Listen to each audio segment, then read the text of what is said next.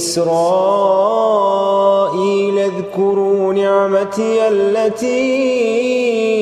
أنعمت عليكم وأني فضلتكم على العالمين واتقوا يوما لا تجزي نفس عن نفس شيئا ولا يقبل منها شفاعة ولا يؤخذ منها عدل ولا هم ينصرون وإذ نجيناكم من آل فرعون يسومونكم سوء العذاب يذبحون أبناءكم ويستحيون نساءكم وفي ذلكم بلاء من ربكم عظيم وإذ فرقنا بكم البحر فأنجيناكم وأغرقنا آل فرعون وأنتم تنظرون وإذ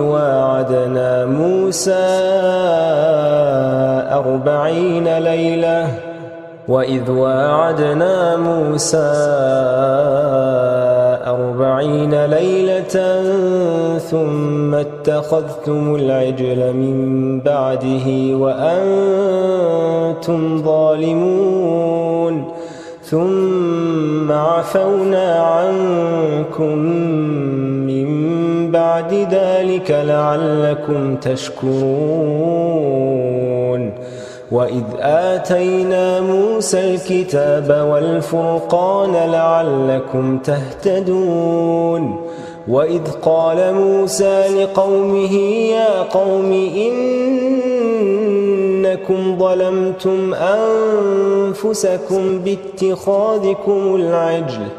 فتوبوا إلى بارئكم فاقتلوا أنفسكم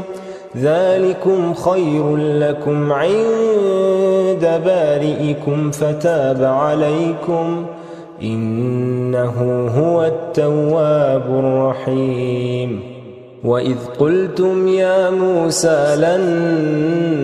نؤمن لك حتى نرى الله جهرة فأخذتكم الصاعقة وأنتم تنظرون ثم بعثناكم من